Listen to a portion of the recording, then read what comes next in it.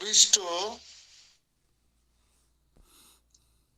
উপস্বরূপে পরম প্রিয় যে ভগবান, সেই ভগবানকেই সর্বভূতে দর্শন করেন। তাই সর্বজীবকে নিজের ন্যায় মনে করিয়া সকলের মধ্যে ভগবত দর্শনের ব্যাকুলতা অনুভব করেন এবং তাদিগের সংসার দুঃখ মোচনের জন্য ভগবানের নিকট প্রার্থনাও করেন।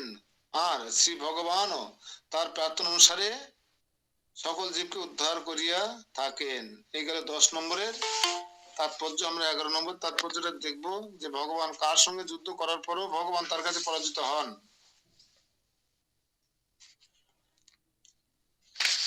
শ্রীমূর্তি দর্শনের নিমিত্ত তথায় গমনকালে প্রতিমধ্যে তপস্বী বেশধারী অথচ হস্ত ধনুর্বাণ এক পুরুষকে দর্শন করলেন।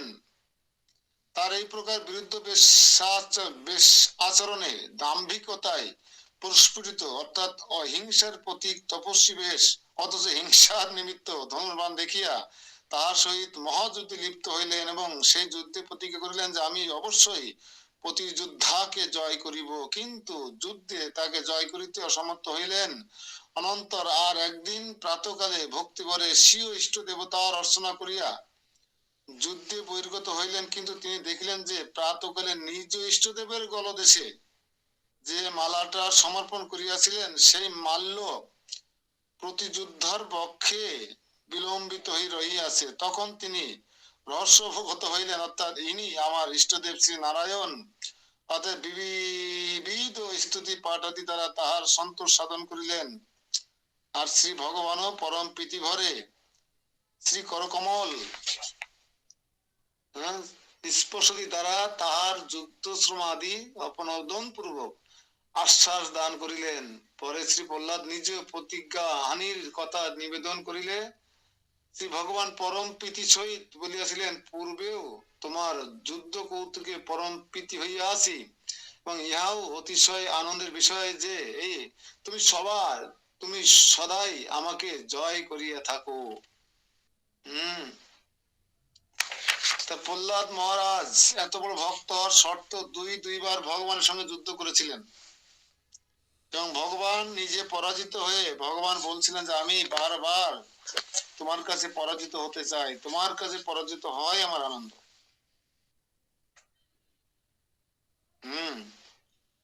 তীর ধনুক নিয়ে বসে আছে পথে, আবার তপস্যা করছেন।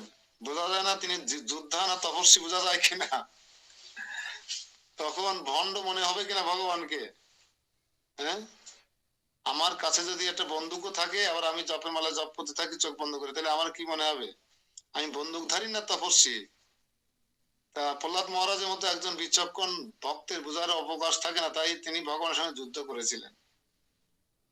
আর একবার যুদ্ধ করেছিলেন প্রহ্লাদ মহারাজ ভগবান শ্রীবিষ্ণুর সঙ্গে। ভগবানেরও এরকম ইচ্ছা, ভগবান মাঝে মাঝে বীর রস আস্বাদন করতে চায়। ভক্তি রস তো সারা জীবন আস্বাদন করেই যাচ্ছে।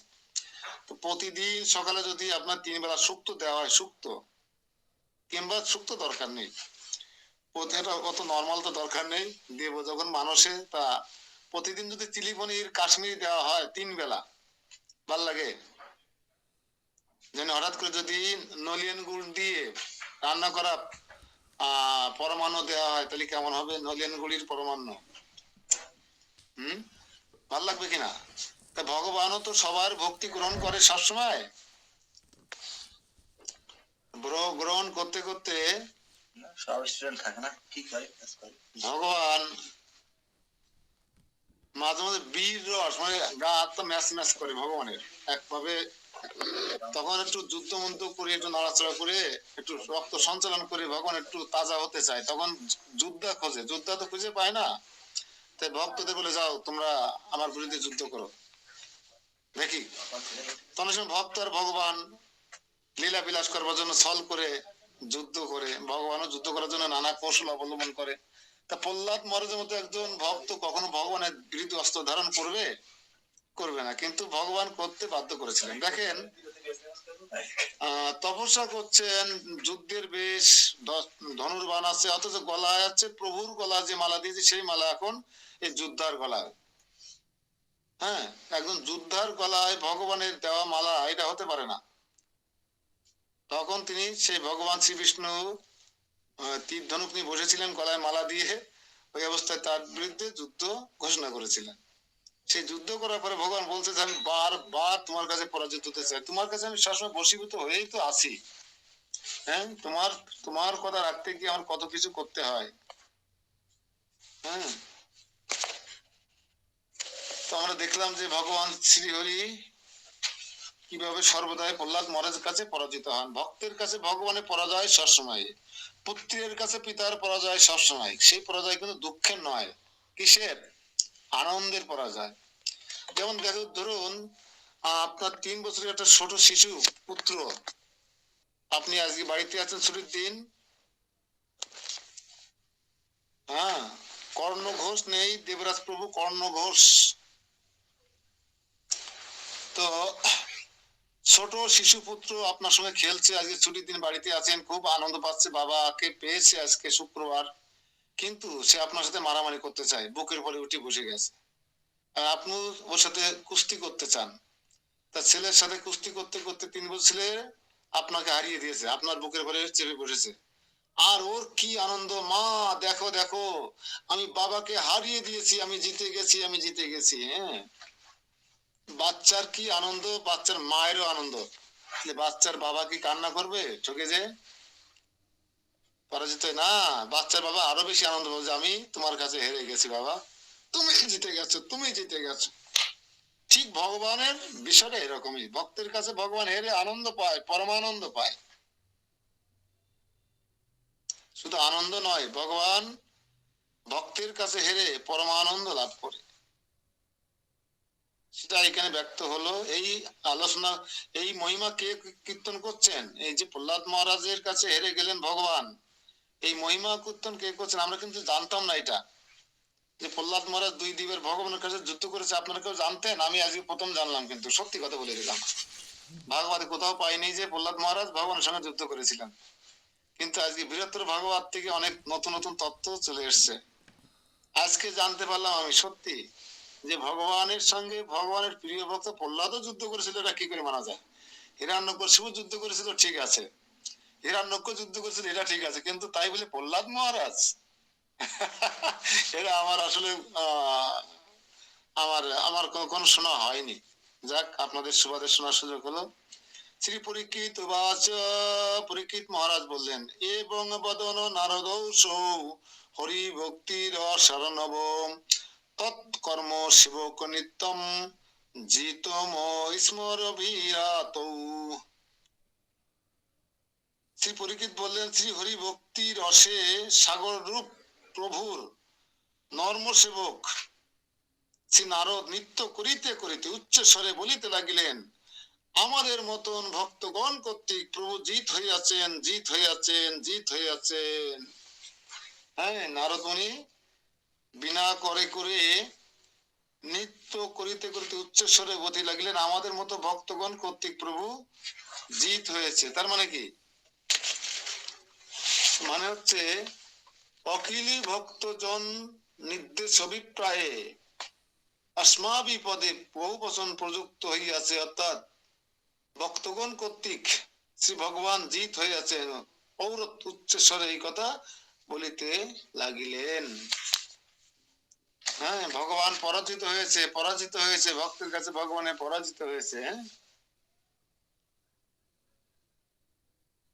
তো শ্লোক নম্বর 13, ভৌ শ্রী নারদ উবাচ, নারদ কি বলতে শোনেন এবার, নাচতে নাচতে বিনা করে করে নারদ কি বলছেন দেখেন। নারদ যেখানে যাবে সেখানে আনন্দ দেখবেন। এই জন্য যদি ট্যুর করতেই হয়, 40-50 হাজার টাকা লাগে লাগুক, ট্যুর যদি করতেই হয় তাহলে নারদ মুনির সাথে করা উচিত। নারদ মুনির সাথে করা উচিত কেন? নারদ মুনি জানে সমস্ত ভক্তের মহিমা, আর কোন কোন লোকে। আরে আমাদের সমস্ত এই সমস্ত ট্যুর গেছে বাস বেড়ে বড়দের ভারতবর্ষে, আমাদের এই লোকেই, আমাদের প্রতিবেশী রাষ্ট্র না, আমাদের রাষ্ট্রেই গেছে। আমরা এক সময় ভারতবর্ষ ছিলাম, ভারতবর্ষের বাইরে তো নিয়ে যেতে পারবে না, এই গ্রহের বাইরে তো নিয়ে যেতে পারবে, এই গ্রহের বাইরে দরকার নেই, ভারতবর্ষ পাকিস্তান, ইন্দোনেশিয়া বা অন্য কোথাও তো নিয়ে যেতে পারবে না। কিন্তু আমরা এই গ্রহ তো দূরের কথা, আমরা ভিন্ন ভিন্ন গ্রহে ঘুরে বেড়াচ্ছি। এখন আমরা আছি সুতলে, আমরা যেখানে বসে আছি সেখান থেকে অতল ভিতর সুতল, অতল পর্যন্ত 30,000 যোজন মাইল নিচে গেছি আমরা। 30,000 যোজন মাইল নিচের দিকে আছি আমরা এখন, সোজা কথা না। আর ওরা আছে 3,000 কিলোমিটার দূরে, 3,000 কিলোমিটার দূরে এই আমাদের এখানে। আর যোজন মানে বোঝেন তো, 1 যোজন সমান কত মাইল? 8 মাইল। তাহলে 30 গুণ 8, 1,20,000 মাইল নিচে চলে গেছি আমরা। কিলোমিটার অলরেডি, কিলোমিটার, মাইল না কিন্তু।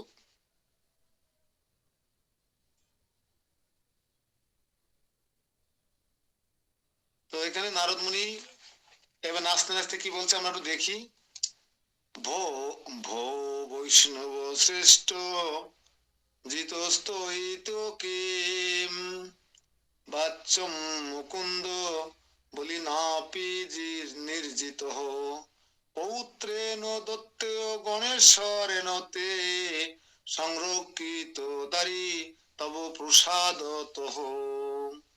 অনুবাদ, শ্রী নারদ মুনি বলিলেন, হে বৈষ্ণব শ্রেষ্ঠ প্রহ্লাদ মহারাজ, তুমি যে ভগবান শ্রী মুকুন্দকে জয় করিয়াছ, এ আমি আর কি বলিব। দৈত্যগণের ঈশ্বর তোমার পৌত্র বলিও তোমার প্রসাদে শ্রী ভগবানকে বশীভূত করিয়া নিজ দ্বারদেশে দ্বারপাল করিয়া রাখিয়াছেন।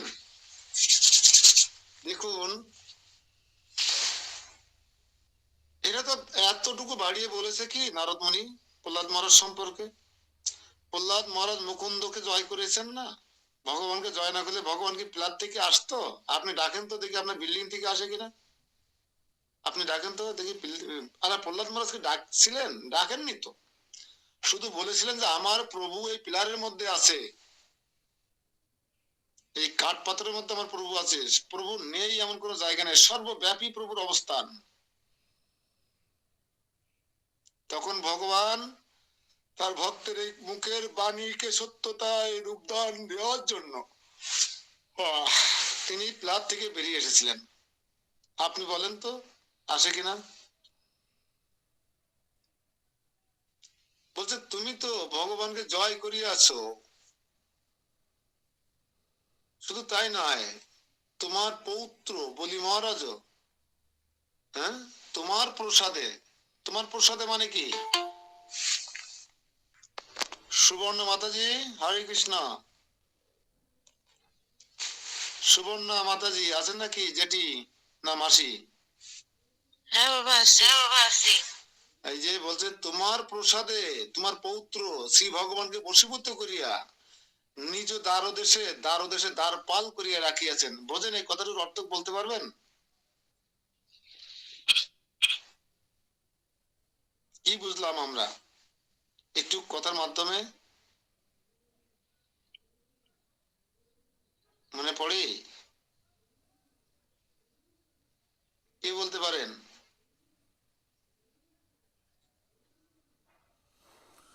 অর্থাৎ বলি মহারাজ তোমার প্রসাদে মানে কি? তোমার প্রসাদে মানে তোমার করুণায় বা তোমার কৃপায়। প্রসাদ মানে তো কৃপা পাওয়া হয়। আপনার বাড়িতে আলোচনা করে আসলাম পরশুদিনকে। প্রসাদ মানে, প্রসাদ খেলে কি হয়, আপনার মার আত্মার কল্যাণ কিসে হয় বলে সুন্দর করে বুঝাই আসলাম। মানুষ হয়তো আমার পরে রাগ করেছে আপনার গ্রামের, আমি তো ভালো মিষ্টি করে বলতে পারবো না।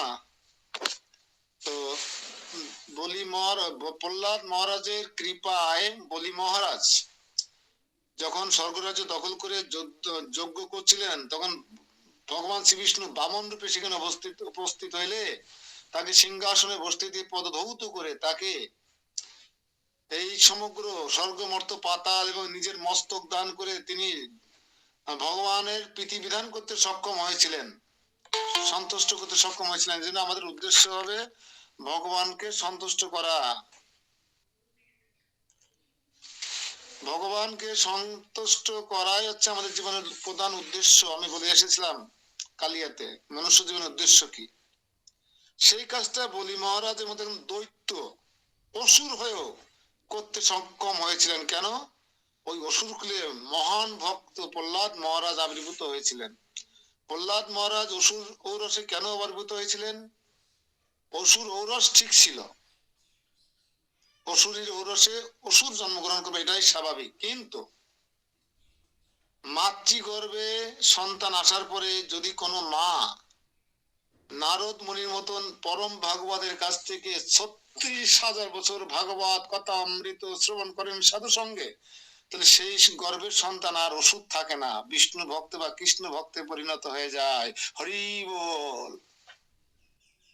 কিন্তু আমরা কি করি, আমাদের মায়েরা যেই গর্ভে সন্তান আসবে, সে ডাক্তার বলবে খাটের পথে নামতে পারবা না, নড়াচড়া করতে পারবা না, 9টা করে ডিম খাওয়া, 7টা করে মুরগি খাওয়া, 8টা করে খাসি খাওয়া প্রতিদিন, আর ফেসবুক চালাবা, স্টার জলসা, জি বাংলা দেখবা, নড়াচড়া মোটে করবা না। তাহলে এই সন্তান যখন এই গর্ভ থেকে নির্গত হবে, 8টা খাসি, 9টা মুরগি, 12টা ডিম এবং স্টার জলসা, জি বাংলা এবং ফেসবুক ইউটিউব দেখা সন্তান যখন আসবে এই জগতে, এসে কি করবে? মোবাইল চাইবে, মোবাইল ট্যাম্প টানবে, ও এরম করবে আর কানবে, এরম করবে আর কানবে, জন্মগ্রহণ করেই হাতে এরম করবে, এরম করবে। বুঝা গেল? সেদিন দেখলাম কোথায় যেন হরিনাথে, হরিনাথে আমাদের পূর্ণিমা মাতাদির যা, ওর নামটা ভুলে গেলাম তো, লাবণী, লাবণী মাতাদির একটা মেয়ে, ওরে মোবাইলটা দিয়ে খাবার খাওয়াচ্ছে, ও যে কি খাচ্ছে কিছু জানে না। আর আমি গেছি আসছি, ওরে খাবার দিছি, কিচ্ছু বুঝতে পারিনি। ও তন্ময় হয়ে গেছে, ওর বিকারগ্রস্ত হয়ে গেছে ব্রেন। কেন? ওই মায়েরা মনে হয় যে মাতৃগর্ভে থাকতে ভাগবত গীতা পাঠ শ্রবণ করেছে, সাধু সঙ্গ করেছে, নারদ মুনি আর কয়াদুর মতন। মা কয়াদু হচ্ছে প্রহ্লাদ মহারাজের মা। হ্যাঁ, হিরণ্যকশিপুর মতো একজন জঘন্য অসুরের স্ত্রী ছিল। সে অসুরীর ঔরসে যার জন্ম হয়েছে, অসুরী হওয়ার কথা। আম গাছে তো আর জাম হওয়ার কথা না, বেল গাছে তো আর কাঁঠাল হওয়ার কথা না। কিন্তু দেখুন, শুধুমাত্র মাতৃগর্ভে থাকতে যদি মা এই সাধু সঙ্গে হরিকথা শ্রবণ কীর্তনে মগ্ন থাকে, পাঠে ভাগবত পাঠে মগ্ন থাকে, তাহলে তার সন্তান কি হবে? প্রহ্লাদ মহারাজের মতো সন্তান হবে। আর তারই বংশ পরম্পরা। প্রহ্লাদ মহারাজের এইবার গাছ কি? আম গাছ। সেই আম গাছে যদি বিরোচন জন্মগ্রহণ করতে, বিরোচন কি আম গাছ হবে না কাঁঠাল গাছ হবে? নিশ্চয়ই আম গাছ হবে। আর সেই বিরোচনের পুত্র হচ্ছে বলি মহারাজ। তাহলে কি হবে? অসুর হলেও বলি মহারাজ ভগবানকে এখানে সন্তুষ্ট করতে সক্ষম হয়েছিলেন দান করে, উজাড় করে দান করেছিলেন, এমনকি মাথা পেতে দিয়েছিলেন। যে কারণে ভগবান তাকে সুতলের মতো একটা বিশাল রাজ্যের রাজা বানিয়ে দিয়েছেন। শুধু তাই নয়, ভগবান বলেছেন আমি তার দ্বারে দাঁড়িয়ে হয়ে তার প্রাপ্ত বস্তু সংরক্ষণ করি। বলেছে কিনা? কোথায় বলেছে বলুন তো, কে বলতে পারেন? অপ্রাপ্ত বস্তু আমি মাথায় করে বহন করে নিয়ে আসি, আর প্রাপ্ত বস্তু আমি দ্বারে দাঁড়িয়ে হয়ে সংরক্ষণ করি। তার জন্য যে সর্বক্ষণ আমার ভাবনায় আমার চিন্তায় মগ্ন থাকে। তা বলি মহারাজের দ্বারে দাঁড়িয়ে হয়েছেন ভগবান শ্রী বিষ্ণু বা কৃষ্ণ। এই শ্লোকটা কোথায় আছে যে আমি তার অপ্রাপ্ত বস্তু মাথায় করে বহন করে নিয়ে আসি এবং প্রাপ্ত বস্তু সংরক্ষণ করি? ভগবান যে কথা দিয়েছিলেন তার বাস্তব প্রমাণ হচ্ছে বলি মহারাজ। কোন শ্লোক আছে? গীতার কুলু দিলাম।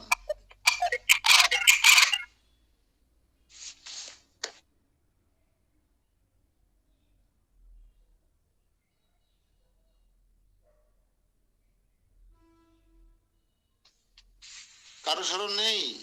নবম অধ্যায়ে, এবার বলুন কত নম্বর শ্লোক? অনন্ত চিন্তায় অন্ত মাম যে জন অহ পর্যপাসতে। হ্যাঁ, কত নম্বর? নিত্য অভিযুক্তা নাম একটুকে কি থেকে গেল, কি জানো প্রথমটুকু? অভিযুক্তা নাম কি? ক্ষেমাম বহামি হ্যাঁ হ্যাঁ হ্যাঁ, ভম ভমি অহম। অর্থাৎ আমি তার অপ্রাপ্ত বস্তু মাথায় করে বহন করে নিয়ে যাই, আর প্রাপ্ত বস্তু সংরক্ষণ করে থাকি। তার প্রমাণ দিয়ে গেলেন বলি মহারাজের কি সুতল রাজ্য ছিল, তাকে সেই রাজ্য নিজে হাতে বহন করে দিয়ে দিলেন। আর ভগবান কি করলেন, স্বয়ং তার দ্বারে দাঁড়ি হয়ে দ্বার পাহারা দিচ্ছেন। চিন্তা করা যায়? এটাকে বিশ্বাস করবে যে ভগবান যিনি অনন্ত কোটি ব্রহ্মাণ্ডের মালিক, তিনি একজন ভক্তের দ্বারপাল হয়ে দ্বার পাহারা দিচ্ছেন, দারোয়ান। হম এই থেকে প্রমাণিত হয়, এর মতো উজ্জ্বল দৃষ্টান্ত আর কি আছে বলুন? আপনারা নোট রাখতে পারেন বিষয়টা, যে ভগবান গীতার 22 নম্বর শ্লোকে কথা দিয়েছেন যে আমি অপ্রাপ্ত বস্তু, যে আমার সর্বক্ষণ আমার চিন্তায় মগ্ন থাকে, তার অপ্রাপ্ত বস্তু আমি বহন করে নিয়ে যাওয়ার, প্রাপ্ত বস্তু সংরক্ষণ করি। তার দৃষ্টান্ত হচ্ছে বলি মহারাজের রাজ্য আর তার দ্বারপাল রূপে ভগবানের অবস্থান। নোট রাখতে পারেন।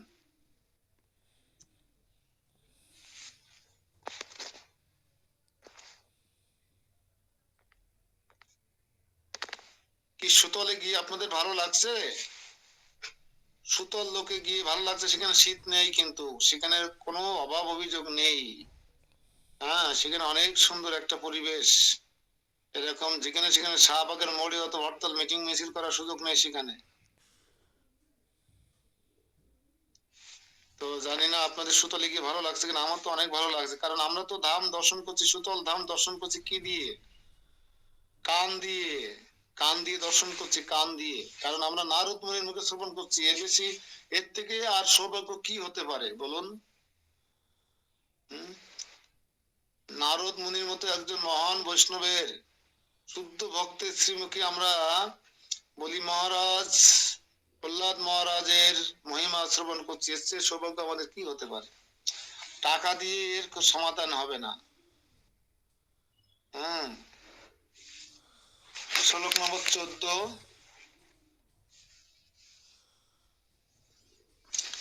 ইতো প্রভৃতি কর্তব্য নিবাসনীয় তত্র হি ময়াভিভূতয় দক্ষাদি শাপম যুষ্মাত প্রভাবত। আমাদের যারা নতুন ক্লাসে জয়েন করেছেন, যেমন বিপাশা বিশ্বাস না পাপিয়া বিশ্বাস মাতাজি আছেন, আমাদের আজকে প্রীতিকণা ঘোষ মাতাজি সহ যারা আছেন, প্রথম দিন হয়তো আপনাদের বুঝতে কষ্ট হবে, কিন্তু আপনারা যখন আমাদের এই এই গ্রুপে জয়েন করে যাবেন, অর্থাৎ আপনি যখন আমাদের সাথে হাঁটতে শুরু করবেন নারদ মুনির সাথে, তখন আপনার ভালো লাগবে। আমরা এখন দেখুন, এখন কিন্তু আমরা কোথায় আছি? প্রীতি ঘোষ মাতাজি বলতে পারবেন আমরা কোথায় আছি এখন? প্রীতি মাতাজি, এখন আমরা কোথায় আছি? সুতলে আছি। ভূতলে, সুতলে, হরি বল। তাহলে আমরা এখন কালিয়াতে কিন্তু নেই, বুঝা গেল? তাহলে দেখো, তোমার এই সাধু সঙ্গের রেজাল্ট বুঝতে পেরে গেছো, যে তোমার 1 টাকাও খরচ নেই। তুমি এখনই জয়েন করে তুমি সুতলে চলে গেছো, 1,20,000 মাইল দূরে চলে গেছো, ফ্রি। তাও তোমার তীর্থগুরু হিসেবে কে তোমাদের গাইড করছেন? নারদ মুনি। নারদ মুনি, হরি বল। এই তো, ও কাজে লেগে গেছে। হ্যাঁ, প্রীতিকণা বুঝতে পেরে গেছে এখন কত আনন্দ যে নারদ মুনির সাথে আমরা এখন সুতলে চলে গেছি। অনুবাদ: অতঃপর আমি তোমাদের প্রভাব দক্ষাদির সাপ উপেক্ষা করিয়া নিশ্চয় এই স্থানে নিয়ত বাস করিব। হ্যাঁ, তা কি বলছেন জানেন নারদ মুনি? যে নিশ্চয় অর্থে হি অব্যয়, অর্থাৎ আমি নিশ্চয়ই এই স্থানে বাস করিব। আমি এই সুতল লোক ছেড়ে কোথাও যাব না। আচ্ছা, অসুর লোকে কেউ বাস করতে চায়? যেখানে অসুররা বাস করে, দৈত্য দানবরা বাস করে, সেই জায়গাটা কত ভালো যে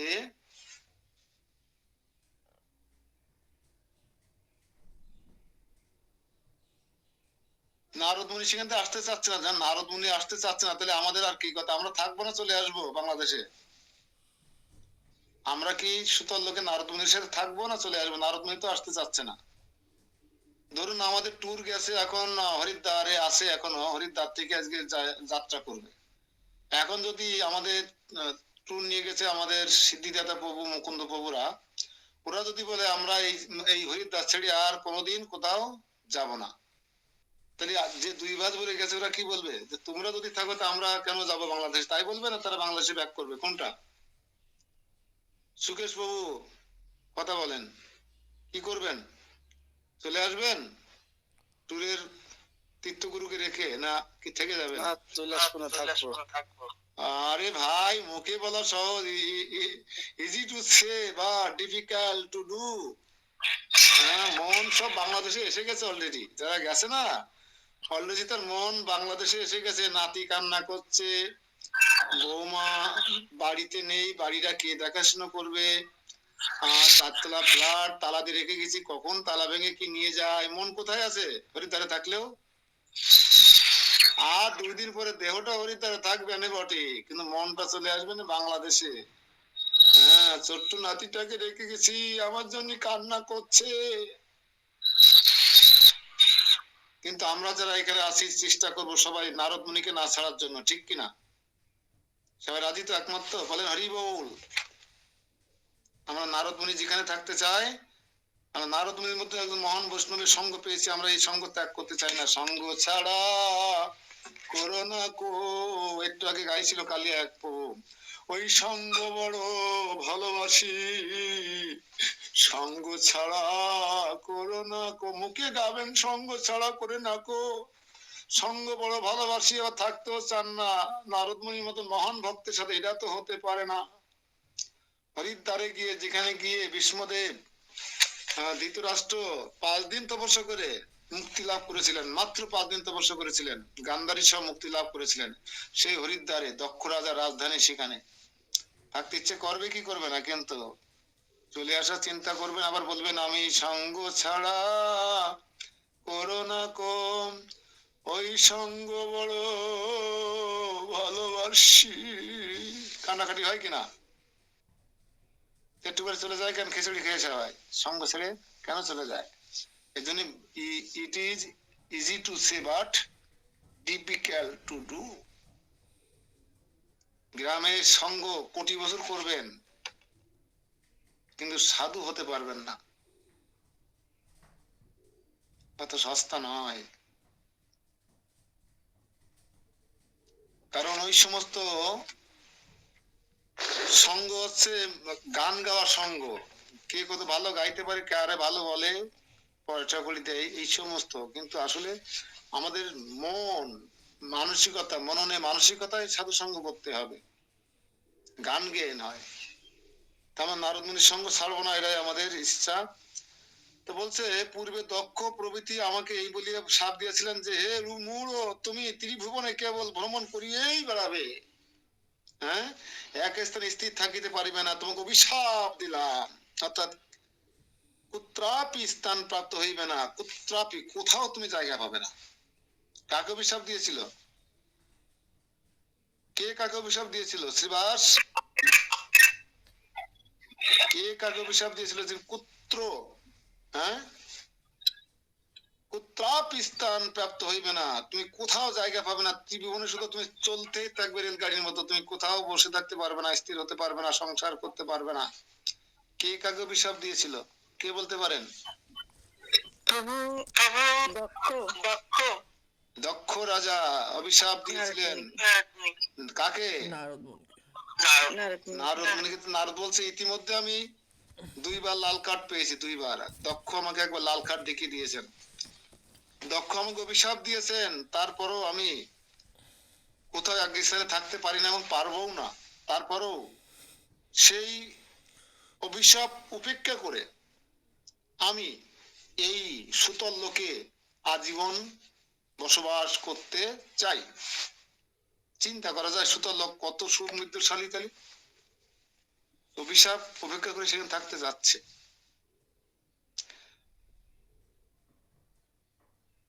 আদি শব্দে জরাদির সাপ গ্রহণীয়, অর্থাৎ ওই জরা এই বলিয়া সাপ দিয়েছিলেন যে তুমি কখনো এক স্থানে সুস্থির হইয়া থাকিতে পারিবে না, যেহেতু তুমি আমার প্রার্থনা পূর্ণ করিলে না, এই সাপের দ্বারা আমার এক স্থানে নিয়ত বাস অভাব সৃষ্ট হইল আমি, কিন্তু তোমাদের অনুগ্রহে ওই সাপকে অভিনব করিয়া নিশ্চয় এই সুতলে নিয়ত বসে বসে করিব, বাস করিব।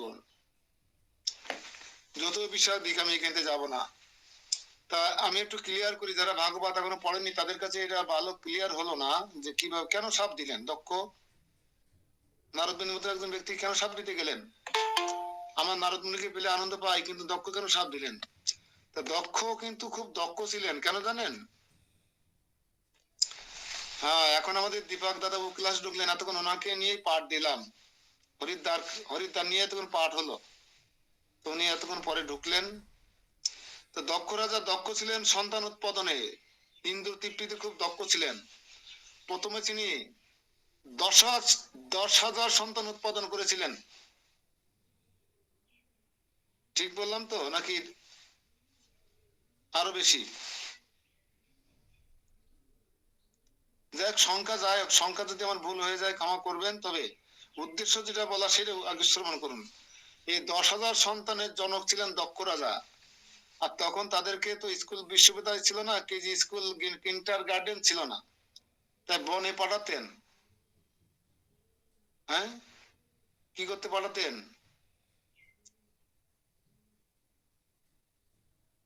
ত্রিপাঠী বিদ্যায় পাঠাতেন। ওখানে পাঠাতেন কেন? শিক্ষা গ্রহণ করবার জন্য, ধনুর্বিদ্যা, বেদ বিদ্যা, নীতিশাস্ত্র পড়ার জন্য। তাই যে নারদ মুনিকে টিচার বানিয়েছিলেন, নারদ মুনি, একজন নারদ মুনির মতো একজন শুদ্ধ ভক্তের কাছে আমার 10,000 পুত্র লেখাপড়া করে এই জগৎ সংসার পরিচালনা করবার যোগ্যতা অর্জন করে আসো। হ্যাঁ, একজন ইসকন ভক্তের কাছে যদি কেউ আসে শিক্ষা গ্রহণ করতে, কি শিক্ষা দেবে? কৃষ্ণ নাম করো জীব, আর সব মিছে, পালাইবার পথ নেই জম আছে পিছে, জীবে দয়া নামে রুচি, বৈষ্ণব সেবন, ইয়া বই ধর্ম আর নাই সনাতন। জীবে দয়া করো, নামে রুচি হবে কখন? যখন তুমি বৈষ্ণব সেবা দেবে। আর কি? হরে কৃষ্ণ কৃষ্ণ কৃষ্ণ হরে হরে, হরে রাম রাম রাম হরে হরে। প্রভু কহে কহিলাম এই মহামন্ত্র, ইহা জপ গিয়া সবে করিয়া নির্বন্ধ, ইহা হইতে সর্বসিদ্ধি হইবে সবার, ইহা ছাড়া অন্য কোনো বিধি নাহি আর। কি শয়নে কি স্বপনে কি বা জাগরণে, অহর নিশি চিন্ত কৃষ্ণ বলহ বদনে।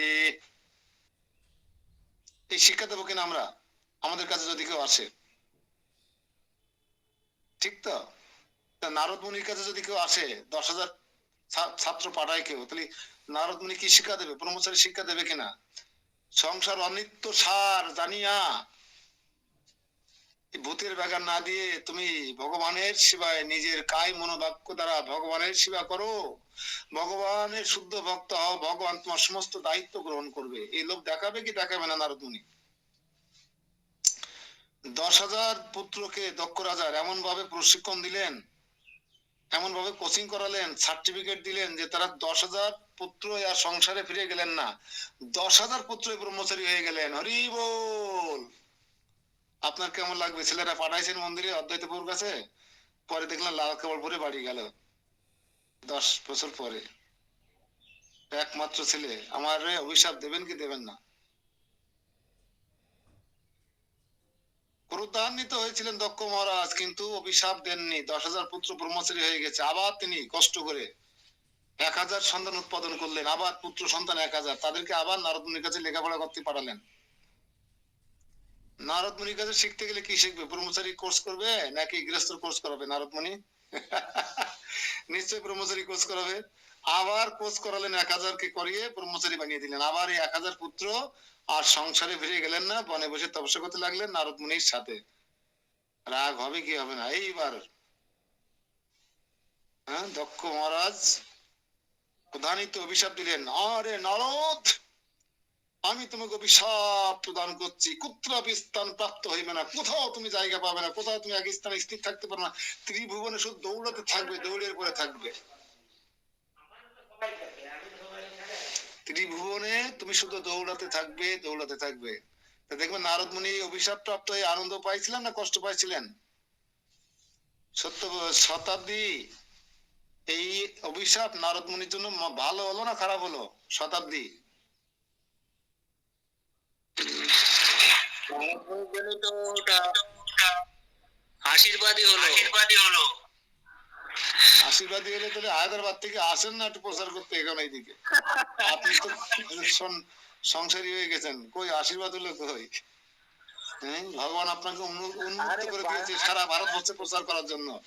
বাংলাদেশের লোক তো এমনিই তো ভক্ত, গুরু মহারাজ বলতো, ওরা একটু ঘুমিয়ে পড়েছে, ওরা একটু জাগালে হয়ে গেল, কানে একটু হরিনাম দিলে ওরা জেগে উঠে হয়ে যাবে। হ্যাঁ, বাংলাদেশে প্রচার করা অনেক সহজ, অনেক সহজ। যদি পশ্চিমবাংলায় না যান তাহলে বুঝবেন না যে বাংলাদেশে প্রচার করা কত সহজ। আর বাংলাদেশের সবচেয়ে বেশি সহজ হচ্ছে কোথায় জানেন? উত্তরবঙ্গে আর সাতক্ষীরা একটু একটু প্রচার করে আনন্দ, কিন্তু যশোর অঞ্চলে প্রচার করা টাফ, কঠিন যশোরে প্রচার করা। আমি যশোরের থেকে চাষড়া থেকে ভক্তি জীবনে আসছি, এটা অনেকে বিশ্বাস করতে পারে না যে আপনার বাড়ি চাষড়ায় হতে পারে না। চাষড়ার মানুষ ভক্ত হয় কি করে? হ্যাঁ, এ কি করে সম্ভব? বোঝেন যশোর সম্পর্কে কি ধারণা মানুষের? যশোর নড়াইল অঞ্চলে মানুষ, খুলনার মানুষ ভক্ত হবে অত সহজে নয়। কাকড়া গুছিয়ে পাশের দেশের মানুষ আমরা, হরিণা চিংড়ি গলদা চিংড়ি দেশের মানুষ আমরা, অত সহজ না ভক্ত হওয়া এখানে। অথচ বাংলাদেশ তারপরও ভালো, তারপরও বাংলাদেশ ভালো। আর একজন ভক্ত জয়েন করলে আজকে আমাদের হাফ সেঞ্চুরি হয়ে যেত। আমাদের হরি বল। 49 জন জয়েন করেছে আজকে। হাই, তুমি জয়েন করোনি কেন?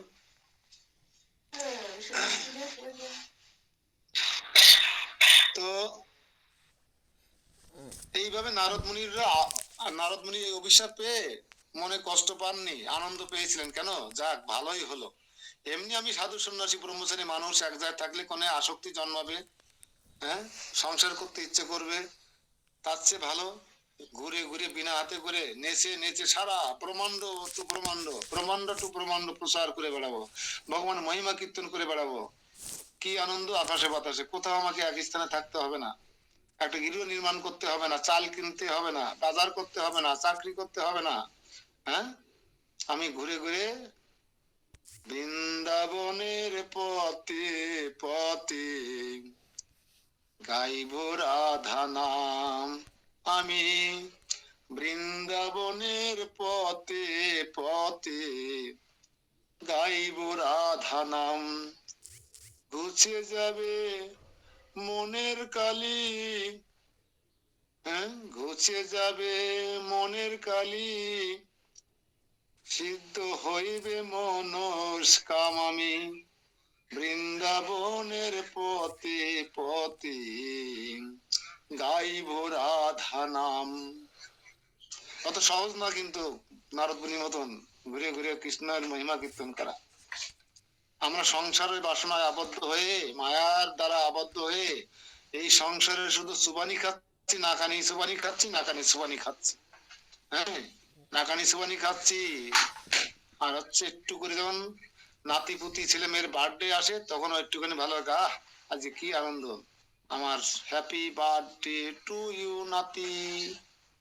আর বাকিটা হচ্ছে নাকানি সুবানি, হ্যাঁ কিনা? বুঝা গেল? এই সাউন্ড কমাও, নয় করে যাও, রেকর্ডিং হচ্ছে এখানে। তো নারদ মুনি আনন্দ পেয়েছিলেন, এই জন্য নারদ মুনি তা দেখুন, সুতল লোকের বর্ণনা করতে গিয়ে নারদ মুনি যে কটা বলছেন সেটা হচ্ছে, সুতল লোক এত আলোকিত, এত সমৃদ্ধশালী, এবং প্রহ্লাদ মহারাজ, বলি মহারাজের মতো ভক্তরা যেখানে বসবাস করছেন মহা আনন্দের সহিত, সেখানে কার না বসবাস করতে ইচ্ছে করে। নারদ মুনি জানতেন তার এক জায়গায় থাকার কোনো উপায় নেই, অভিশপ্ত তিনি। তারপরে তিনি বলছেন, অভিশাপ থাকা সত্ত্বেও আমি এখানে বসবাস করবো, আমি কোথাও যাবো না। তাহলে আমরা তো অভিশপ্ত নই, আমাদের কর্মফল খারাপ, তারপরে তো আমরা নারদ মুনির মতো একজন মহান বৈষ্ণবের সঙ্গে তীর্থ পরিক্রমা করছি। সুতল লোকে আমরা কেন থাকবো না? সবাই থাকবো, দরকার নেই চলে আসার। ঠিক আছে, হরে কৃষ্ণ। ব্যাংক ব্যালেন্স, টাকা পয়সা, গাড়ি বাড়ি যা আছে, বাড়ি যে থাকতে চায়, সংসার যে করতে চায়, তাকে লিখে পড়ে দিয়ে ফ্রি হয়ে যান, ফ্রি, দেখবেন এমনি থাকতে পারবেন তখন। কিন্তু আপনার নামে যদি ব্যাংক ব্যালেন্স থাকে, আপনার নামে যদি ফ্ল্যাট থাকে, তাহলে আপনি কখনো সুতলে কেন গোলকে গেলেও থাকতে পারবেন না। গোলকে গিয়েও আপনি থাকতে পারবেন না যদি প্লট আর ব্যাংক ব্যালেন্স আপনার নামে থাকে। এই জন্য আমি একটু চালাকি করে সব দিয়ে দিয়েছি আপনাদের মাতাজির নামে। হ্যাঁ, আমি এই জন্য যা খেতে খেতে যেতে পারি আপনারা ডাকলে। হ্যাঁ, তারপরও যেটুকু আছে সেটুকু দেওয়ার চেষ্টা করছি, একটুখানি যা আছে দিয়ে থুয়ে আমি মুক্ত হয়ে যাবো একদম, চাইলে আর নাই আসতে পারি। নারদ মুনির মতো না হতে পারলে অন্তত ওই ব্যাংকে সই করার জন্য আর আসতে হবে না, চেকে সই করার জন্য। হরে কৃষ্ণ। তাড়াতাড়ি চলে আসো, তাড়াতাড়ি চলে আসো। বেচা দাও, এক্ষুনি চলে আসবো। তাই যাবেন প্রভু শ্রী পরীক্ষিত বাচ্চ পরীক্ষিত। হ্যাঁ, ভিসা দিলেই তো চলে আসবো। তাহলে আমরা কি করব? তাহলে আমরা কি করব? আপনারা আপনার তো ব্যাংক ব্যালেন্স ট্রান্সফার করতে পারেননি, কি করবেন বোঝেন? মাতাজি নামে সব ট্রান্সফার করে দেন, দিয়ে যা যা উইল করে দিয়ে ফ্রি ফ্রি ফ্রি হয়ে যান। টাটা বাই বাই দেন মাতাজিকে, পারবেন? তাহলে নিয়ে যাবো সাথে করে। আরে বুদ্ধিমান হতে হবে, এসব ঝামেলা গাড়ি থেকে আরেকজনের গাড়ি চাপাই দিলে ভালো না? আপনার মাতাজি বলে পাশে আছে, শুনছে, কিন্তু সে কিছু বলছে না, ধামে এসছে।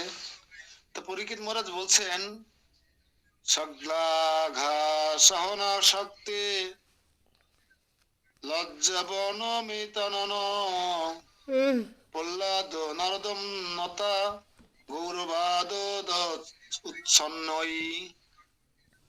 বলছেন লজ্জা, শ্রী পরীক্ষিত বললেন শ্রী প্রহ্লাদ আত্মশ্লাঘা সহনে অশক্ত হইয়া লজ্জা বনত বদনে শ্রী নারদকে নমস্কার করিয়া তদীয় গৌরব হেতু ধীরে ধীরে বলিতে লাগিলেন। এতক্ষণ কার প্রশংসা করছেন নারদ মুনি? এতক্ষণ সুতলে গিয়ে কার প্রশংসা করছেন? সুতলের রাজা না রাজার দাদুর? সুতলের রাজাকে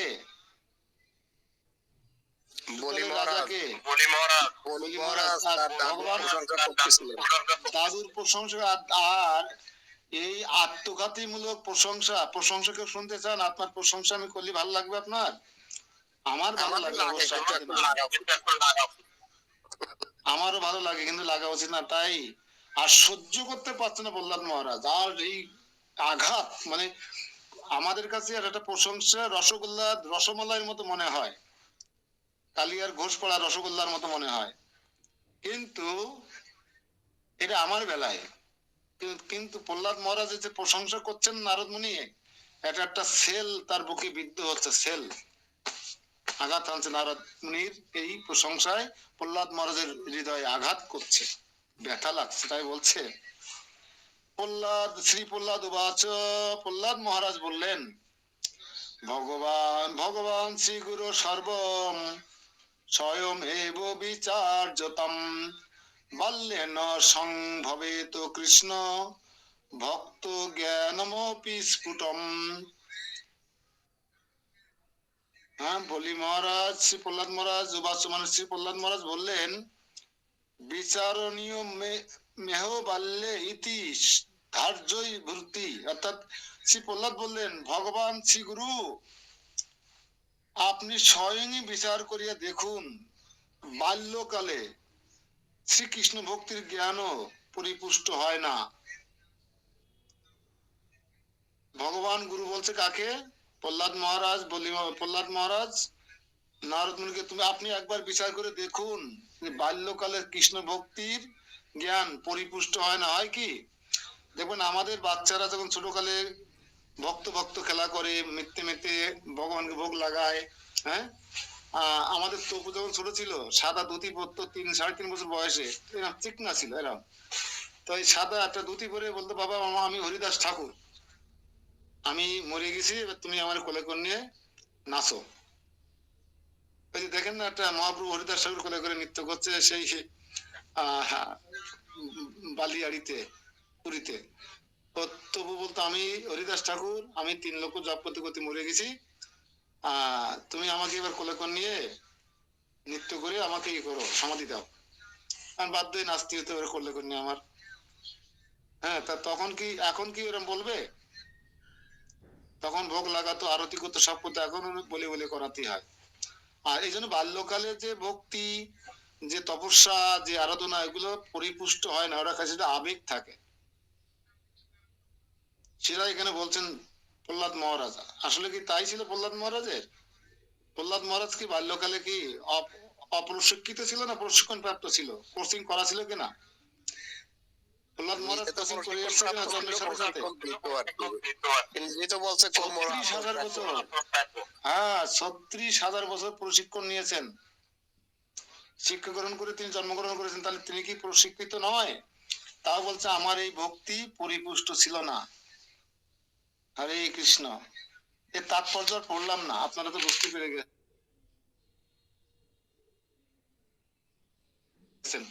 16 নম্বর শ্লোক। মহতাম উপদেশস্য বলোদ্বোধনোত্তমে সতি হরের ভক্তি প্রবৃত্তানাম মহিমা পাদকানিনা বিজ্ঞানবিভাবত বালে সুপদেশ সদিহিতম আর্তপ্রাণী দয়া মোক্ষ অঙ্গীকরণাদি চ।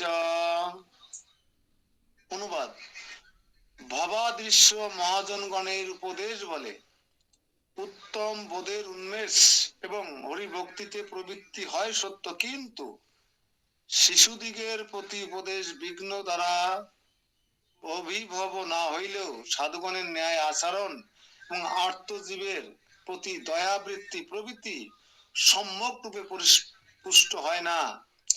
আর হরিভক্তিতে প্রবৃত্ত লোক সকলের মোক্ষের অঙ্গীকার প্রভৃতি মহিমা পাদক লক্ষণ সকল স্বভাবতই প্রকাশ পাইয়া থাকে। আমার যে বয়স ছিল, সেই বয়সে যে উপদেশ বা মহাজনগণ যে সমস্ত উপদেশ উত্তম উত্তম রূপে বলুক না কেন, সেটা আমার আচরণ এবং আমার ভিতরে প্রবেশ সেইভাবে করে নাই। আমার ভক্তি জীবন ছোটকালে অপরিপুষ্ট ছিল, অপক্কতা ছিল, যে কারণে আমার মুক্তি মোক্ষ লাভ এসবের প্রতি বাসনা ছিল, যেহেতু আমি ছোট মানুষ বুঝতাম না, এই সকলের বাসনা আমার ছিল। আজকে কয়েকদিন পরে এত শীতের মাঝেও আমাদের ভক্ত সংখ্যা 50 জন হয়েছে, কেউ কেউ বেরিয়ে গেছে। চেষ্টা করবেন এই 50 জন যেন বজায় থাকে। হাফ সেঞ্চুরি আমরা করে ফেললাম, হয়ে গেছে হাফ সেঞ্চুরি অনেক আগে, কিন্তু জয়েন করে না সবাই। আমাদের পাপিয়া বিশ্বাস মাতাজি, আমাদের প্রীতিকণা মাতাজিরা এসেছে, তাই হাফ সেঞ্চুরি হয়ে গেছে। অনেকে আছে আরো 10 জন জয়েন করেনি। যাই হোক, আমরা একটু তাৎপর্য দেখব এবার। লক্ষণ কি?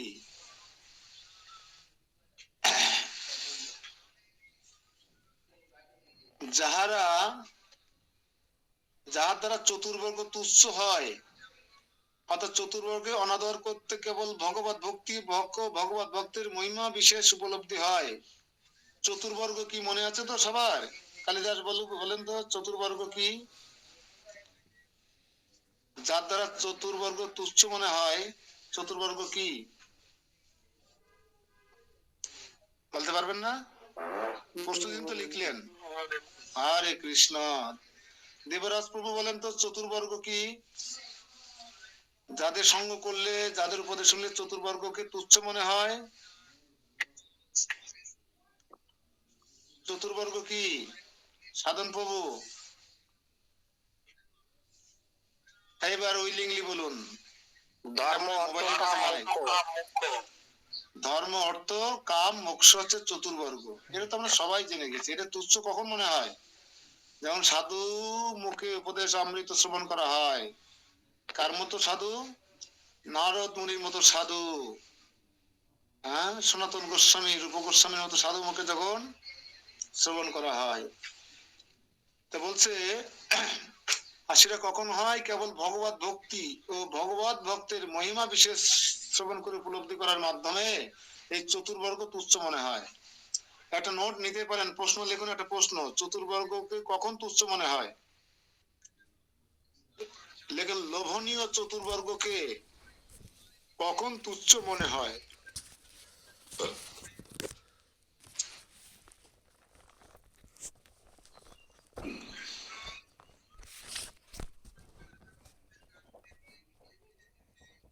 প্রশ্ন,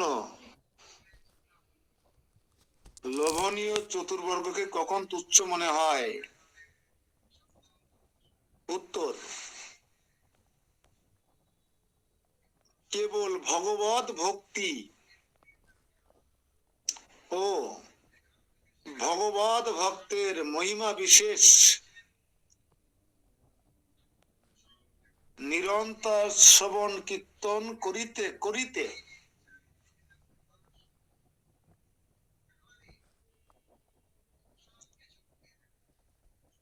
চতুর্বর্গকে অনাদরের সহিত তুচ্ছ মনে হয়।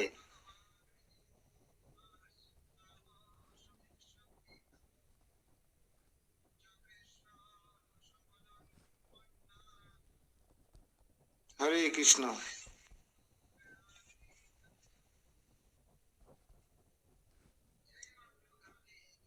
দৈত্য, উত্তর লেখা হয়ে গেছে কিন্তু আমি এবার পড়ছি তাৎপর্য। দৈত্য শিশুগণের প্রতি উপদেশ দান, সাধুগণের ন্যায় নিত্য কীর্তনাদি সদাচার, এ ভগবান, আত্মপ্রাণীর প্রতি দয়া, মোক্ষের অনঙ্গীকরণ বা গ্রহণাদি আদি শব্দে লোক তোষণা দিয়েও গ্রহণ করিতে হইবে। শ্রীহরি ভক্তিতে প্রবৃত্ত লোক সকলকে উক্ত মহিমা প্রতিপাদক লক্ষণ প্রকাশ পাইয়া থাকে। অতএব ভক্তিনিষ্ঠ মহানুভব গণের এই সকল গুণ যে স্বাভাবিক তা বলাই বাহুল্য। আপনি যা আচরণ করছেন, যা কীর্তন করছেন, যা বলছেন, যা মহিমা করছেন, এরা আপনার মতো একজন ভক্তিনিষ্ঠ মহানুভব ব্যক্তির কাছে এটা স্বাভাবিক একটা ব্যাপার, স্বাভাবিক একটা ব্যাপার।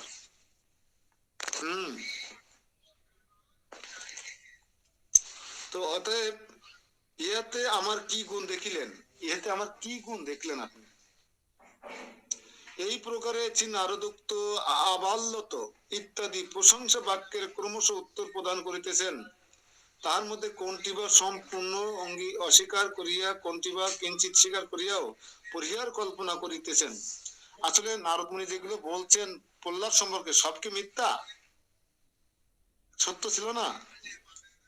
ছিল। এই জন্য কিছু বলছে আমি হালকা হয়তো ভগবানের প্রার্থনা করেছিলাম, মানে পুরোটা স্বীকার করছেন, আবার কোনোটা ডাইরেক্ট অস্বীকার করে যাচ্ছেন। এই লীলা চলছে দুজনের মধ্যে।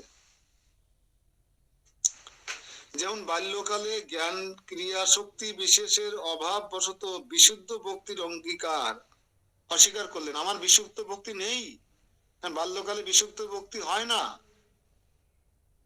এটা অস্বীকার করলেন সুযোগ পেয়ে। আবার হিরণ্যকশিপুকৃত ভক্তি বিঘ্ন রূপ উপদ্রব জয় স্বীকার করিয়াও ভক্তি মাহাত্ম বা ভক্তি স্বাভাবিক প্রভাব বলিয়া উহার পরিহার। আর দৈত্য বালকগণের প্রতি উপদেশ দান প্রসঙ্গে ভগবত তত্ত্ব স্বীকার করিয়াও পরোপদেশের পাণ্ডিত্য প্রকাশ করা সকলের পক্ষে সহজ। এই ন্যায় অনুসারে বালকগণের প্রতি মহৎকৃত উপদেশাবলীর প্রকাশন ব্যাপারটি আমার পক্ষে নিতান্ত অনুচিত হইয়া আছে। তো দেখুন, আমরা যারা পাঠ করে বেড়াই বা প্রচার করে বেড়াই, যদি কেউ প্রশংসা করে আমরা খুশিতে গদগদ হয়ে যাই কিনা, আমরা আনন্দ পাই কিনা? অথচ এখানে প্রহ্লাদ মহারাজ কাছে কি শিখনে, প্রহ্লাদ মহারাজ কি করতেন? হ্যাঁ, ওই তাদের বিশ্ববিদ্যালয়ে যে লেখাপড়া করানো হতো, প্রহ্লাদ মহারাজ সে সরকারদের নিয়ে যে শিক্ষার ব্যবস্থা করা হতো, সেখানে প্রহ্লাদ মহারাজ নিজে পাঠ দান করতেন, নিজে পাঠ দিতেন। সেই পাঠ শ্রবণ করে দত্ত পুত্ররা বিস্ময় অভিভূত হয়ে যেতেন। সেই প্রশংসা যখন নারদ মুনি করলেন তখন বলছে, না আমি মহামূর্খ, আমি কি করলাম এখানে? পরোপদেশ পাণ্ডিত্য প্রকাশ করা সকলের পক্ষে সহজ, মানে প্রভুপাদ লিখে গেছেন, হ্যাঁ, নিত্যলীলায় প্রবিষ্ট নমং বিষ্ণুপাদ পরমংশ পরিব্রাহকাচার্য ভক্তিচার গুরু মহারাজ বাংলায় প্রাঞ্জল ভাষায় প্রকাশ করে গেছেন, তাই আমি গ্রামে গ্রামে উপদেশ করে বেড়াচ্ছি। এটা আমার পক্ষে সহজ। যত নিজে যদি শ্লোক উচ্চারণ করা লাগতো, নিজে পড়া লাগতো, নিজে লেখা লাগতো, তাহলে এত সহজ হতো না আমার পক্ষে। এই ভাবটা প্রকাশ করছেন কে? প্রহ্লাদ মহারাজ। যে পরের উপদেশ, উপদেশে পাণ্ডিত্য প্রকাশ করা সকলের পক্ষে সহজ, কথাটা ভালো মাথায় রাখবেন। এই ন্যায় অনুসারে বালকগণের প্রতি মহৎ কৃত উপদেশাবলী প্রকাশন, আমি যে আমার স্কুল কলেজের বালকদের প্রতি যে মহৎ কৃত উপদেশাবলী প্রদান করেছিলাম, সেটা আমার জন্য নিতান্ত অনুচিত কাজ করেছিলাম আমি, আমার উচিত হয়নি। অন্যের অন্যের উপদেশ, অন্যের পাণ্ডিত্য নিজে জাহির করে আমি খ্যাতিনামা হয়ে গেছি, এটা আমার জন্য উচিত হয়নি। আমরা কিরা মনে হয় মানে না, আমি লেখাপড়া করি, আমি ভালো ভক্ত, আমি ভালো প্রচারক, আমি অনেক জানি, অনেক, আমি ভক্তি শাস্ত্রী, আমি ভক্তি বৈভব ডিগ্রি অর্জন করেছি, আমি এটা বলবো। কিন্তু প্রহ্লাদ মহারাজ কি বললেন? এই পরে দেওয়া উপদেশে আমি পাণ্ডিত্য করলাম, এটা আমার জন্য ঠিক হয়নি। অনেক শিক্ষার বিষয় আছে এখানে, অনেক শিকার আছে কিন্তু এখানে।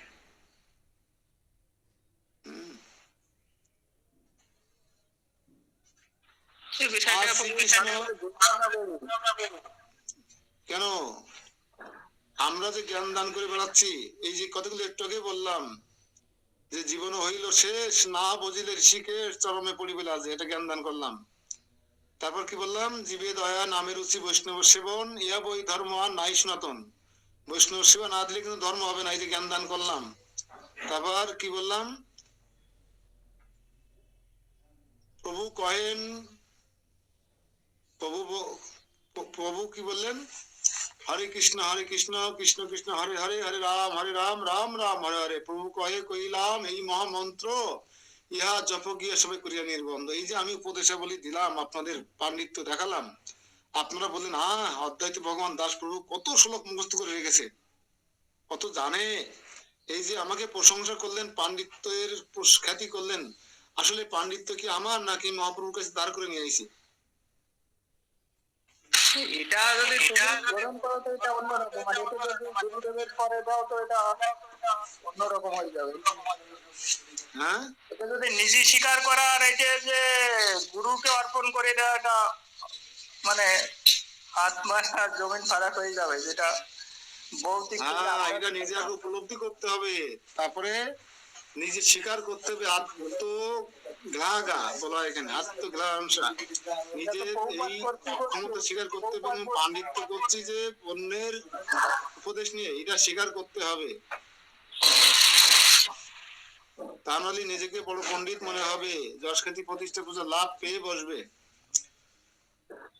এটা তো কৃষ্ণের উপদেশটা তো এটাই বহুপাত বলছে, এটা নিজে কিছু বানাতে বানাচ্ছে, যেটা বলেছে ওইটাই আর একজন কাছে সেবা করতে।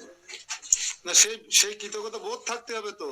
নিজে পাণ্ডিত্য, আমরা তো বলি আমি নাম লিখে তার পাশে লিখে রাখি ভক্তি বৈভব, ভক্তি শাস্ত্রী লিখি কেন? তাহলে এত বড় পণ্ডিত আমি না? তাহলে আমি তাহলে পণ্ডিত হয়ে গেলাম না? আমি কি তাহলে গুরুদেব প্রভুপাদ আচার্যদের কাছ থেকে যে আমি করুণা পেয়ে বলছি, এটা তো আর স্বীকার করা হলো না। যাই হোক, এটা হচ্ছে প্রহ্লাদ মহারাজের ব্যক্ত করছে, তাই বললাম। সিদ্ধগণের যা লক্ষণ, আবার নিজের নর্তন গান আদি সাধুগণের ন্যায় আচরণ স্বীকার করিয়া বলিলেন, সিদ্ধগণের যা লক্ষণ তাহাই সাধকগণের অনুষ্ঠান করিয়া থাকি। নিজে যে নিত্য কীর্তন করতেন প্রহ্লাদ মহারাজ, সেটা একটু স্বীকার করেছেন। ওরা তো সিদ্ধগণ করে গেছেন, তাই তাদের হয়ে, তাদের দেখে দেখে আমরা অনুসরণ করে নিত্য কীর্তন করে থাকি। নিজের কৃতিত্ব কখনো দিচ্ছে না যে আমি নিজে শিখেছি, আমি নিজে নিত্য কীর্তন কলা কৌশল শিখে এখানে প্রকাশ করছি, তা বলছে না। কিন্তু এই মনোভাবটা আমাদের শেখা উচিত, এখান থেকে এই শিক্ষা নেওয়া উচিত প্রহ্লাদ মহারাজের কাছ থেকে, যে সকল প্রশংসা কৃষ্ণের, সকল প্রশংসা গুরুদেবের। এই মূল কথা হচ্ছে এইটা। কিন্তু আমার ভালো লাগবে কখন? যখন আমাকে আমার প্রশংসা করবে সবাই, তখন আমার ভালো লাগবে। আমরা তার তার উল্টোটা। যেন আমরা এখান থেকে এই শিক্ষাটুকু নিতে পারি যে যখন সকল প্রশংসা ভগবান শ্রীকৃষ্ণ গুরু গৌরাঙ্গের, এই ভাবটুকু যদি আমার মনে, মানসিকতায়, চিন্তায়, চেতনায় উপলব্ধি হয়, তাহলে আমার অহংকার আসবে না, যশ খ্যাতি প্রতিষ্ঠার লোভ থাকবে না, তখন আমি ক্লাস 4 পার হতে পারবো, অনাত্ম নিবৃত্তি হবে তখন আমার। যখন আমি গুরুদেবের গৌরাঙ্গের প্রশংসা করব, সকল কৃতিত্ব তাদের দেব, তখন তারা আমাকে কৃপা করে ক্লাস 4 পাস করায় দেবে। হ্যাঁ কি না? ক্লাস 4 পাস হওয়ার একটা কৌশল দেখাই দিলাম আপনাদের। হরে কৃষ্ণ। যেহেতু তারা মহন্ত মহস্ত অর্থাৎ নিরুপাধিক কৃপাশীল ভগবান শ্রী গুরু, আপনি স্বয়ং বিচার করিয়ে দেখেন। নারদকে বলছেন প্রহ্লাদ, আপনি স্বয়ং বিচার করিয়ে দেখেন, দেখুন ইহাতে আমার কি গুণ সিদ্ধ হয়ে আছে, কি গুণ দেখলেন আপনি এর মধ্যে? সব তো আমি অন্যতা দেখে শুনে শিখে পড়ে ওই একটু বলেছি বা করেছি, কি গুণ দেখলেন এর মধ্যে আমার? বিচার করে দেখুন আমার কোনো গুণ নেই। প্রহ্লাদ মহারাজ বলছেন নারদ মুনিকে। আসলে শ্লোক বাই শ্লোক পড়ে গেলে মানে আমাদের উপলব্ধি করে নিজের জীবনে প্রয়োগ করতে হবে এই বিষয়গুলো। পরন্তু মূলত মহতের কৃপা মাহাত্ম সিদ্ধ হইতেছে এখানে, বরং আমি মহতের কৃপা মহিমা আমার মাধ্যমে প্রকাশ পেয়েছে, এতে আমার কোনো কৃতিত্ব নেই, আমার কোনো গুণ নেই এখানে। মহতের কৃপা মাহাত্মই সিদ্ধ হইতেছে এখানে, আমার কোনো কিছু নেই। শ্লোক নম্বর 19, এখান থেকে অনেক কিছু শেখার আছে, আমরা শিখলাম বুঝলাম যে সকল প্রশংসা গুরু গৌরাঙ্গের, এটা মাথায় রাখবেন। সকল কৃতিত্ব গুরু গৌরাঙ্গের, কিন্তু হিন্দুরা এটা কখনো মানবে না, কখনোই মানবে না।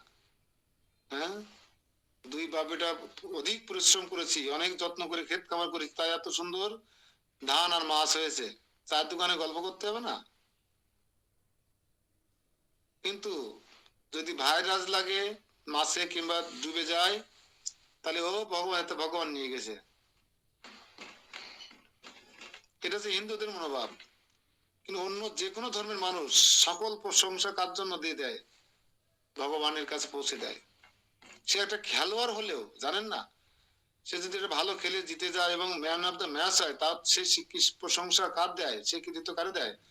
গুরু গৌরাঙ্গকে দেয়। শুধু হিন্দুরা বাদে, হিন্দুরা মাথা নাড়বেন না। আমি করেছি, আমি দিয়েছি, এই গেট আমি বানিয়ে দিয়েছি। হ্যাঁ, 1,500 টাকা দিয়ে বা 800 টাকা দিয়ে একটা ফ্যান কিনে দিয়ে মন্দিরে, সে ফ্যানের পাকায় সুন্দর করে নাম লিখে লিখে সৌজন্যে অমুক রায় চৌধুরী, তার তদীয় স্ত্রী পদ্মরানী চৌধুরী, তদীয় কন্যা শাপলা চৌধুরী, তদীয় পুত্র শালুক চৌধুরী, তদীয় বৌমা অমুক রানী, এই লেখে কিনা একটা ফ্যান দিয়ে। জঘন্যতম চেতনা, এটা জঘন্যতম চেতনা। আপনি দান করবেন আর জগৎবাসী জেনে যাবে, হবে? দানের ক্রিয়া হবে না উল্টোটা হবে? উল্টোটা হবে। হরে কৃষ্ণ হিন্দুরা প্রভু। দান করে 1 শতক জমি লিখে দিয়ে হিন্দুরা মন্দিরের মাথার উপর, ভগবান মাথার উপরে বড় নাম ফলক দিয়ে এরম করে, ভূমিদাতা বা জমিদাতা অমুক বাবু, বিশাল বড় করে নাম ফলক দেয়, তাও ভগবানের মাথার উপরে। এরা দান করা হলো না, এরা যশখ্যাতি প্রতিষ্ঠা হলো। ওকে ওই চেতনা আর প্রহ্লাদ মহারাজের চেতনার মধ্যে কত পার্থক্য, এটা আমাদের মাথায় রাখতে হবে। দান করতে দোষ নেই, কিন্তু দান করে বলা যাবে না কাউকে। কোন এক ধর্মের লোকেরা বলে দান একদিন দান করবো বা আমাদের জন্য ট্রেন না পায়। এই কথাটা তো অনেক সুন্দর কথা, দান করতে হবে কিন্তু কেউ যেন বুঝতে না পারে, যেন যশখ্যাতি প্রতিষ্ঠা পূজা লাভ আমাকে পেয়ে না বসে। এই জন্য সকল প্রশংসা, সকল কৃতিত্ব সবকিছু গুরু গৌরাঙ্গের। এটা আমাদের অভ্যাস করতে হবে, এই ভাবনা বা এই চেতনায় আসার। কখনো আমাদের এই অভ্যাস নেই সনাতনীদের। হিন্দু শব্দটা কোথা থেকে আসলো প্রভু? হিন্দু আসলে আমাদের মূলত ধর্ম নয়। হিন্দু হচ্ছে আমরা সিন্ধু নদীর অববাহিকা যারা বসবাস করি, হিন্দু থেকে হিন্দু, মূলত আমরা সনাতনী। সিন্ধু নদের অববাহিকায় যে আর্য সভ্যতা গড়ে তুলেছিল, সে আর্যদেরকে হিন্দু বলা হতো। ওই সিন্ধু নদীকে হিন্দু অনেকে ভাষান্তরিত করে সিন্ধু না বলতে হিন্দু বলতে, নোয়াখালীরা পানিরি হানি বলে, পানিরি নোয়াখালীরা আনি বলে, আনি। ঠিক সিন্ধু নদের মানুষরা সিন্ধুরে হিন্দু বলতো, তাই সেই হিন্দু নদীর অববাহিকায় যে আর্য সভ্যতা গড়ে উঠেছিল তারাই হিন্দু। আমরা সেই সিন্ধু নদের অববাহিকার অনার্য হয়ে গেছি এখন আমরা। আমরা এখন আর রাজ্য নেই, অনার্য হয়ে গেছি। হিন্দু কোনো ধর্ম না, হিন্দুরা সম্প্রদায়। যারা সিন্ধু নদীর অববাহিকায় যে সমস্ত আর্যরা বাস করতো তাদেরকে হিন্দু বলা হতো। শ্লোক নম্বর 19, কৃষ্ণস্য অনুগ্রহ উপেভ্য ন অনুমীয়তে সত্যময়ী সচ অবির্ভূতি শ্রীমত অধিকৃতৈব সেবকম। পরন্ত প্রহ্লাদ মহারাজ বলছেন নারদ মুনিকে, পরন্ত শ্রীমন সত্যমগণ যাকে শ্রীকৃষ্ণের অনুগ্রহ বলেন, তাহা এইরূপ বিঘ্ন কর্তৃক